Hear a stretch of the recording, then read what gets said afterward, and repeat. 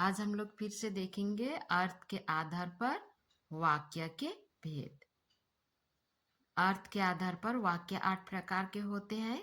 कल हम लोग तीन प्रकार देखे हम लोग, विधानवाचक वाक्य, निषेधवाचक वाक्य और विस्मयवाचक वाक्य देखे।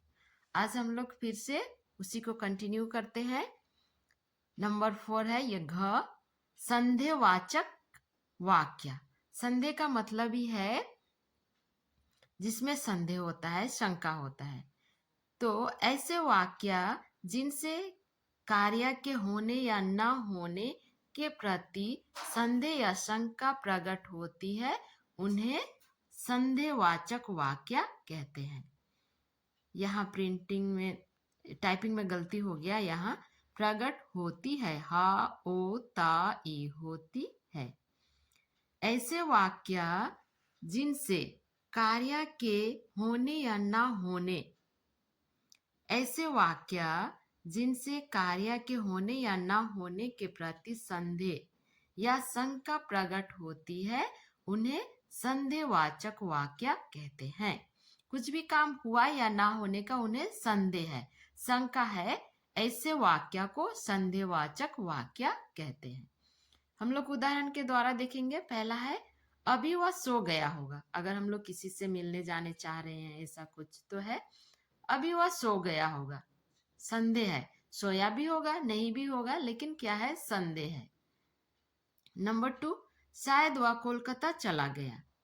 शायद वह कोलकाता चला गया, शायद बोल रहा है, तो क्या है, संदेह है, शंका है। नंबर 3, वह पत्र लिख चुका होगा। ये भी काम हुआ कि नहीं उन्हें पता नहीं है। वह पत्र लिख चुका होगा, लिख चुका भी होगा या ना भी होगा, तो ये क्या है, संदेह है। तो इस तरह से ऐसे वाक्य जिनमें क्या है, कार्य के होने या ना होने के प्रति संदेह प्रकट होता है, उन्हें संदेहवाचक वाक्य कहते हैं। नंबर अंगा है आज्ञावाचक वाक्य। आज्ञा मतलब कुछ भी आज्ञा देना है ना, ऑर्डर देना, ये शब्द से ही पता चल रहा है, आज्ञावाचक वाक्य। ऐसे वाक्य जिनसे आज्ञा, अनुमति, आदेश आदि का पता चलता है, उन्हें आज्ञावाचक वाक्य कहते हैं। आज्ञा देना, अनुमति देना या आदेश ऐसा देते हैं, तो ऐसे वाक्य को आज्ञावाचक वाक्य कहते हैं।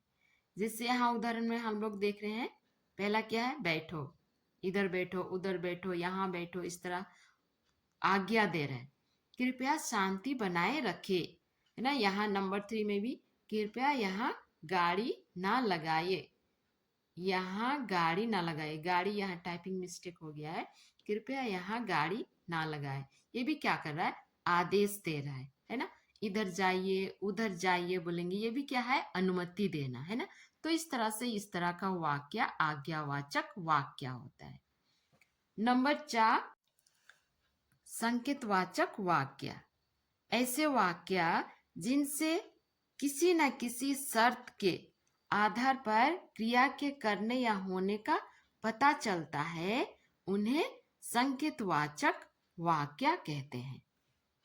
ऐसे वाक्य जिनसे किसी न किसी शर्त के आधार पर, मतलब शर्त मतलब क्या है, कंडीशन, किसी न किसी शर्त के आधार पर क्रिया के करने या होने का पता चलता है, उन्हें संकेतवाचक वाक्य कहते हैं।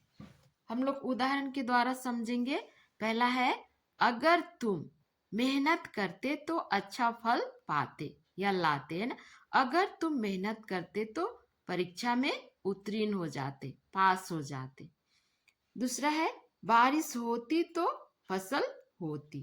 तीसरा है तुम यहाँ होते तो ऐसा नहीं होता। ये जो तो है, हर वाक्य में है, ये कंडीशन रख रहा है। जैसे अगर तुम मेहनत करते, मतलब कंडीशन, ये शर्त है, तो क्या होता, तो अच्छा फल पाते। ये क्या है, सक्सेस का, सफल फल पाने का। तो शर्त क्या रख दिया, अगर तुम मेहनत करते तो अच्छा फल पाते, बारिश होती तो फसल होती। तो इस तरह से तीनों वाक्य में तो है। तो क्या कर दिया, ये कंडीशन रख दिया, शर्त रख दिया है। ऐसे वाक्य जिनसे किसी न किसी शर्त के आधार पर क्रिया के करने या होने का पता चलता है, उन्हें संकेतवाचक वाक्य कहते हैं। तो इस तरह से आज हम लोग 3 प्रकार के देखे। पहला है संदेहवाचक वाक्य, दूसरा है आज्ञावाचक वाक्य, तीसरा है संकेतवाचक वाक्य। संदेह में, संदेह ये सबसे पता चल रहा है कि संदेह या शंका, किसी काम का ना होने का संदेह या शंका होता है। चला गया होगा, आ गया होगा, सो गया होगा, इस तरह से। और दूसरा है आज्ञावाचक, ये भी क्या है, आज्ञा देना, आदेश देना, अनुमति देना, यह आज्ञावाचक। संकेतवाचक, इसमें क्या होता है, शर्त, एक काम क्या दूसरे पर क्या है, निर्भर होता है, कंडीशन रखता है, वो किसी न किसी शर्त के आधार पर क्रिया के करने या होने का पता चलता है, ये शर्त रखता है। तो यह है संकेतवाचक वाक्य। तो आज हम लोग फिर से 3 देखे, कल भी हम लोग 3 देखे थे। तो इस तरह से हम लोग अर्थ के आधार पर हम लोग देख चुके, अर्थ के आधार पर 6 हम लोग देख चुके। कल हम लोग देखे थे विधानवाचक वाक्य, निषेधवाचक वाक्य और विस्मयवाचक वाक्य। इस तरह से हम लोग 6 प्रकार का देखे। कल हम लोग देखेंगे फिर से 2 प्रकार के।